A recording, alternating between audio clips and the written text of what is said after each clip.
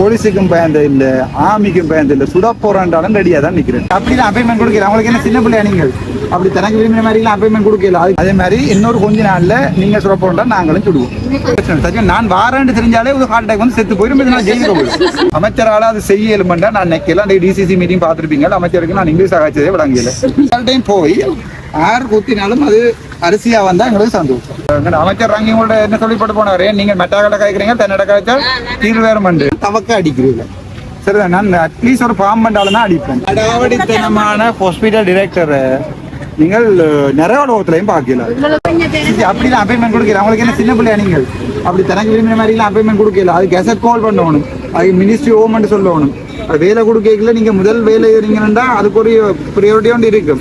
அதை விட்டு போட்டு 7 மணிக்கு முன்னே சைன் பண்ணா கிடைக்கல அம்பையில, ஓசியருக்கு பிடிச்சா கிடைக்கல அம்பையில. இது மாமா விட்டு ஜோப்தா.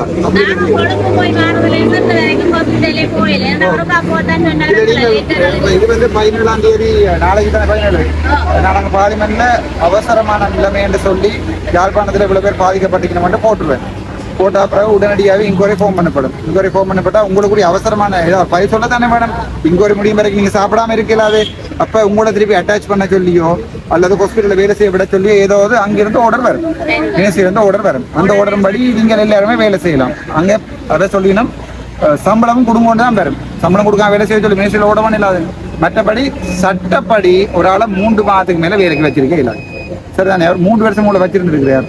அவர் கேட்டா சொல்றாரு அன்றைக்கு டிசிசி மீட்டிங்ல சம்பந்தப்பட்ட ஆக்கள் சொல்லினோம், தான் வேலை கிடைக்கலையா, முதல் இருந்த டிரெக்டர் தான் எடுத்தான், எனக்கு தெரியாதான். இதுண்டா எங்க வீட்டுக்குள்ளே வளவுக்குள்ளே மாங்காய் இடந்தது என்கிட்ட இல்லை, அது வேற யாரை வச்சுட்டு போனது அப்படி சொல்லலாது. இப்போ ஒரு பொறுப்பான ஒரு அதிகாரியா அப்படி சொல்லலாது. நாங்கள் அது சம்பந்தம் பாராளுமன்ற காய்ப்போம், ஒரு பிரச்சனையும் இல்லை. சரி, வேற என்ன உங்களுக்கு செய்வோம்? நான் நாளைக்கு வெளியில இருந்து பார்த்து கொண்டிருப்போம். வெளியே தொடங்கினோன்னு மோஷன் அடிச்சிருவேன். நான் அப்படி அடிக்காம இவ என்பிபி அமைச்சர்னா தடுப்பினோம். அவர் அமைச்சர் உங்களோட என்ன சொல்லிப்பட்டு போனாரு, நீங்க மெட்டாக்கடை காய்க்கிறீங்க, தென்னடை காய்ச்சா தீர்வு வேற மண்டு. நான் இப்போ கொஞ்ச நாளைக்கு விட்டுருவேன். அவரோட காய்ச்சி பேரம் கொண்டு தீர்வு வேறான்னு உங்களுக்கும் தெரியும், எனக்கும் தெரியும். ஓ இல்ல நீங்க போறீங்களா போவான்றது எல்லார்டையும் போய் யார் குத்தினாலும் அது அரிசியா வந்தா எங்களுக்கு சந்தோஷம். இதுதான் இந்த பாலிசி. யார் வேணுமென்றாலும் குத்தும் போகும். அது அரிசியா வந்தா எடுத்து சாப்பிட்டா எனக்கு காணும். அவர் தந்தாலும் சரி, நாங்க கொடுத்தாலும் சரி, யார் இருந்தாலும் உங்களுக்கு சம்பளம், உங்களை காலம் வேலை செய்யக்கூடிய சம்பளம் தந்தா காணும். அது எந்த பேர் எனக்கு வேற ஒன்று இல்லை, எனக்கு ஒரு நாளுமே நான் ஜோதிச்சதில்லை. ஆனா அமைச்சரால அது செய்ய இயலுமெண்டா நான் நினைக்கல. டிசிசி மீட்டிங் பார்த்துருப்பீங்க. அமைச்சருக்கு நான் இங்கிலீஷ் ஆகாச்சதே விளங்கல. சரிதானே? அப்ப நான் நினைக்கல ஒரு ஆளுமை ஒன்று இருக்கணும். இப்ப நான் வேற குறைவா சொல்லல. ஒரு அமைச்சர் என்னது எத்தனையோ ஒரு ஆக்களுக்கு ஒரு பிரதானி. அவர் தீய குடிச்சு கொண்டு என்னவா சொல்றாருன்னு பக்கத்துல இருக்காள்கிட்ட கேட்டா அது கொஞ்சம் எங்களோட அமைச்சுக்கு மரியாதை இல்லை. அவ்வளவுதான். மற்றபடி எனக்கு அமைச்சு பதவி தாங்க கேட்கல, தந்தாலும் வேண்டப்பட்டது இல்லை. அவர் அவற்றை உண்மையாவே ஒரு பழுத்த அரசியல்வாதி என்ற அடிப்படையில அவர் நல்லது. அவர் அரசியல்வாதி தானே. ஆனா நான் ஒரு டாக்டர். நீங்க என்னோட வேலை நீங்க சாவச்சேரியில போய் நீங்க என்ன பற்றி கேட்டா சொல்லுவாங்க. சரிதான். எனக்கு விழுந்த 6000-7000 போட் முழுக்க சாவச்சேரி ஹாஸ்பிட்டல் ஸ்டாஃப் ஒவ்வொருத்தரோடையும் காய்ச்சி போடுன்னு போட்ட வார்த்தை. எனக்கு வேலை செய்யாத இந்த வரைக்கும் சாவச்சேரி ஹாஸ்பிட்டல் ஒரு தெரியுமே நான் சார் கூப்பிட்டு இந்த வரைக்கும் நான் டாக்டர்ஸ் வந்து கூப்பிட்டாரு, ஏன் நான் கூப்பிடுன்னு சொல்றாள். நான் சரி வேற ஏதாவது கேட்க போறீங்களோ? நீங்களே கேட்க போறீங்களா தம்பி? உங்களுக்குரிய இது கேளுங்களேன். கேட்க போறீங்களோ? மற்றது உங்களுக்கு அச்சுறுத்தல் வந்தா தாங்க, அச்சுறுத்தல் வந்தா மற்றது உங்களுக்கு ஏதாவது யாரும் பிரச்சனைப்பட்டு தனியா கால் பண்ணினா உங்களுக்கு தெரியும். சாம்சங் போன் தான் எல்லாரும் பார்ப்பீங்களா? ஆப்பிள்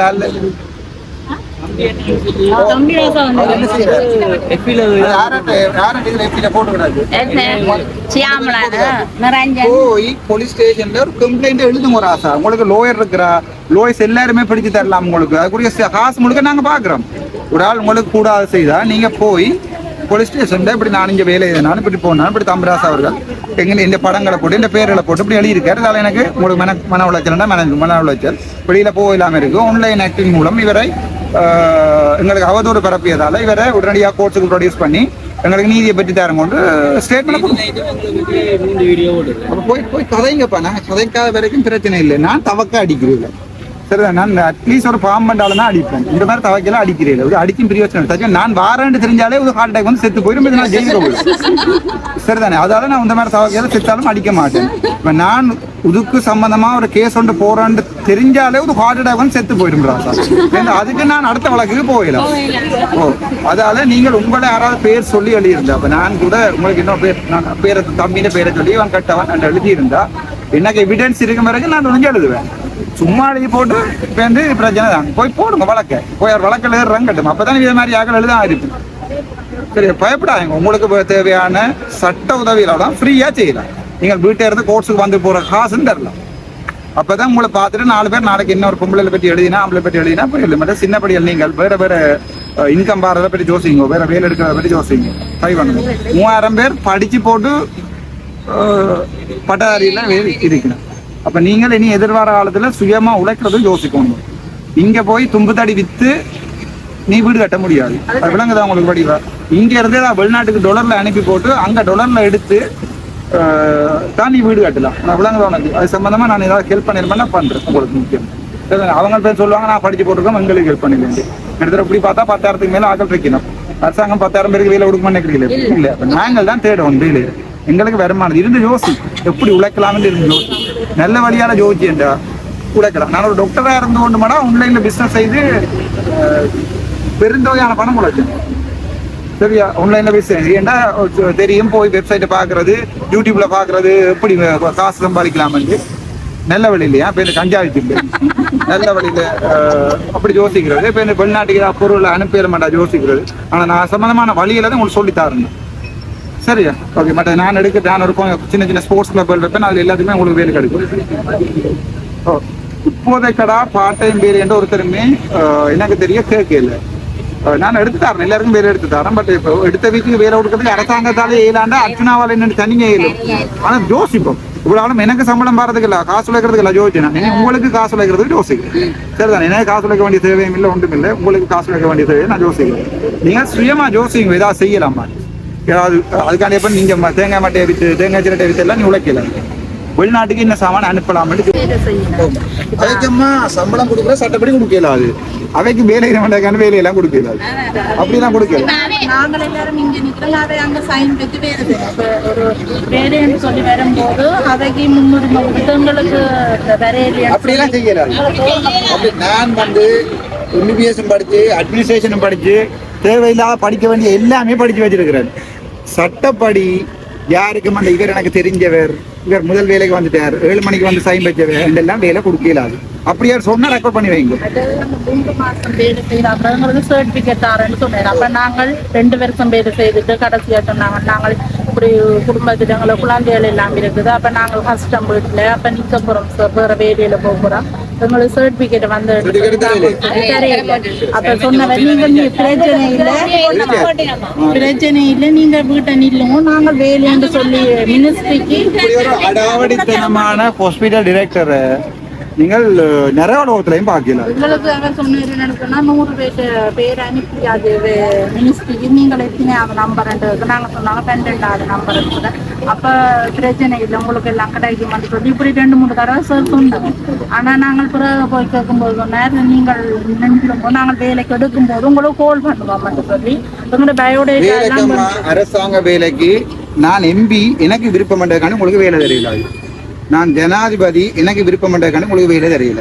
அரசாங்க வேலைக்கு வேலைக்கு எடுக்கிறேன்டா அதை பேப்பரில் போட்டு அதை கெசட்டில் போட்டு அதை மினிட்ஸில் போட்டு அதை கொஞ்சம் நீளமாக காய்ச்சி கேட்பேன். அதை பேருந்து கெசட்டில் பண்ணி பேப்பரில் அறிவித்து பொதுமக்களுக்கு எல்லாம் அறிவிச்சு உங்களுக்கு இன்டர்வியூ வச்சு இன்டர்வியூவில் க்ரைட்டீரியான்னு சொல்கிறது என்னென்ன கல்வி தேவை என்னென்ன இதுகள் எல்லாம் பார்த்து அப்படித்தான் வேலைக்கு எடுக்கலாமே ஒழிய முந்தைய அந்த ஜால் கனவுபால் அங்கஜன் கொடுத்த மாதிரி எல்லாம் எனக்கு வேலைக்கு கொடுக்கல.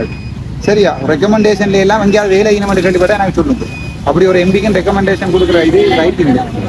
சரியா, வேற என்ன கேட்க போறீங்களா? இல்லை தான், நீங்க ஒன்றுக்கும் பயப்பட வேண்டாம். நான் ரெண்டைக்காவது பயந்து கண்டுருக்கிறீங்களோ? நீங்கள் விட்டுனாலுமே பயந்து கண்டது இல்லை, போலீஸுக்கும் பயந்து இல்லை, ஆர்மிக்கும் பயந்து இல்லை, சுட போறாண்டாலும் ரெடியாக தான் நிற்கிறேன். அதே மாதிரி இன்னொரு கொஞ்ச நாள்ல நீங்க சுட போறா நாங்களும் சுடுவோம். சரிதானே? ஏன் அப்ப பயப்படுறீர்கள்? ஒரு விஷயத்த உண்மையான விஷயத்த கேட்கறதுக்கு பயப்பட வேண்டாம். ஆனா உண்டு நீங்கள் உங்களுடைய எந்த பலம் வேறு நான் போய் ஒரு விஷயத்த சொன்னா ஏற்றுக்கொள்வேணும். ஆனா நீங்கள் ஒரு சொல்லிக்கல உங்களை கன விதத்தால பாதிக்க பண்ணிடணும். நாங்கள் அது சம்பந்தம் பிறகு பார்ப்போம். சரி தானே, ஒரு பிரச்சனை இல்லை. வீட்டை போயிட்டு கொஞ்ச நாளைக்கு ரிலாக்ஸா இருங்கோ, நாளைக்கு வரைக்கும் ரிலாக்ஸா இருங்கோ. நாளைக்கு இது போட்டுருவேன். நான் சொன்னான் இது ராமனா நச்சுனா, இது யாழ் கனவு பாலும் இல்லை, வாரசரியும் இல்லை. சரிதானே, இது ராமனா நச்சுனா சொன்னதுதானே. இங்க எனக்கு ஒரு அரசியலும் இல்லையடா, எனக்கு இந்த அரசியல் தேவையே இல்லை. எனக்கு செனத்தின கம்ப்ளைண்ட் தான் எனக்கு அரசியல். நான் இந்த கம்ப்ளைண்டால நான் செய்யற வேறதால அடுத்த முறை எனக்கு 6 சீட்டும் கிடைக்கும். ஆனா பெரும்பாலும் நான் அரசியல் செய்ய மாட்டேன். சரிதானே, இல்ல நான் உலகம் படிச்சது, உலகம் நான் கஷ்டப்பட்டு படிச்சது இப்படி இந்த பாரசரியோடையும் இந்த சுற்றுமாத்தோட எல்லாம் அரசியல் செய்யறதுக்கு. அடுத்த முறை இந்த மாதிரி இன்னொரு 6 MP நான் உருவாக்கிட்டு தான் நிற்பேன். சரி, ஓகே. உங்களோட பிரச்சனை உங்களுக்கு யாராவது பர்சனலா கால் பண்ணி உங்களோட வைபோஸ் பண்ணி அச்சுறுத்தி ஏதாவது செய்தா அதை ரெக்கார்ட் பண்ணுங்க. சாம்சங் போன்ல கோல் இருக்குதானே, அதுல செட்டிங்ஸ் இல்ல, ரெக்கார்ட் ஆல் கோல்ஸ் கிடக்கு, அதை போட்டு வைங்கோ. அது எந்த காரணம் உதவும். சரிதான், டாக்டர் ரெக்கார்ட் பண்றேன்னு ரெக்கார்ட் பண்ண வழியா தான் எத்தனை வழக்கெல்லாம் தப்பினா. சரியா, யாரும் உங்களை வற்புறுத்தினா பேசினா ரெக்கார்ட் பண்ணி இல்ல நீங்க வர வேண்டி உங்களுக்குரிய வார செலவு, போற செலவு, சாப்பாடு செலவு பாராளுமன்றமே தரும். நான் தர வேண்டியதில்லை, நானும் தருவேன். அதுக்கு அடிஷனலா உங்களுக்கு டிரான்ஸ்போர்ட், உங்களை அங்கே சாட்சியம் அணியக்கூடிய முறை, அதுக்கப்புறம் திருப்பி வாரத்துக்கு முறைய சாப்பாடு, தங்குமிடம் எல்லாம் பாராளுமன்றமே தரும். சரிதானே, இது நீங்க சொந்த காசுல செலவழிக்க வேண்டாம். மற்றது ஆக்களோட முரண்பட வேண்டாம், ஒருத்தரோட திருப்பி கயக்க வேண்டாம். உங்களுக்கு எதிராக கம்ப்ளைண்ட் வரக்கூடாது. இந்த கனிஷ்ட ஊழியர் வந்து எனக்கு அடிக்க வலிக்கிட்ட அப்படி கம்ப்ளைண்ட். சரிதானே, கண்டிப்பா உங்களுக்கு ஓகே தானே? சரி, போனா போயிட்டு